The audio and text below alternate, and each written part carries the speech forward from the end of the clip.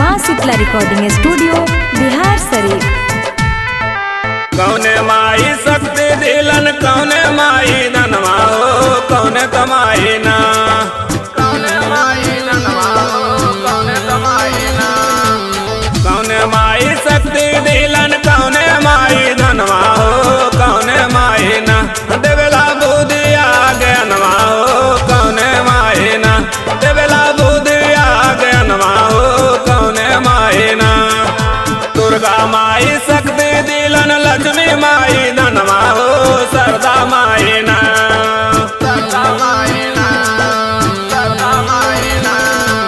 दुर्गा माई शक्ति दिलन लक्ष्मी माई धनवा हो सरदा माई ना देवला बुद्धि आगे अनवा हो सरदा माई ना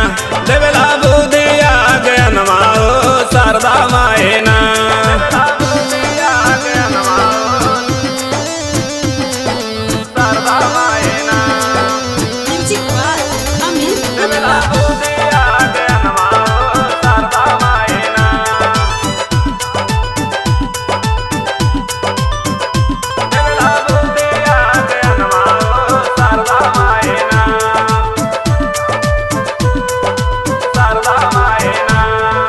कौने माई भगवा चढ़े कौने माई हंसवा हो कौने माई ना कौने माई ना कौने माई ना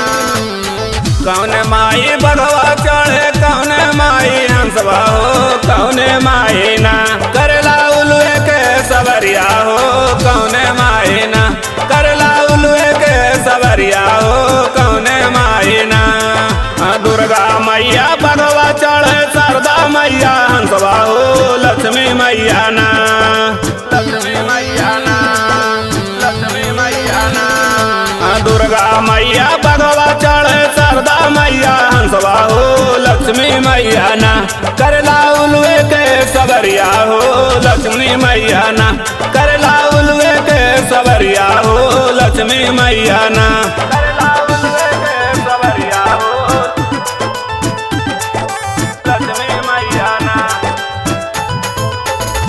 करला उलुए के सवरिया हो लक्ष्मी मैया ना लक्ष्मी मैया ना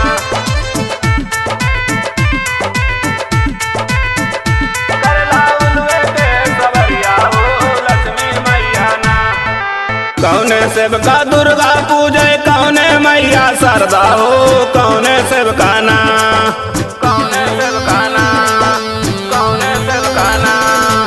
कौने सेवका दुर्गा पूजे कौने मैया शारदा हो कौने सेवका ना पूजे लक्ष्मी मैया चरणवा हो कौने सेवका ना पूजे लक्ष्मी मैया चरणवा हो कौने सेवका ना वीर योद्धा दुर्गा पूजे ज्ञानी मैया शारदा हो साभे सेवका ना साभे सेवका ना साभे सेवका ना वीर योद्धा दुर्गा पूजे ज्ञानी मैया शारदा हो साभे सेवका ना पूजे दुर्गा माई चरणवा हो साभे सेवका ना पूजे लक्ष्मी मैया चरणवा हो साभे सेवका ना पूजे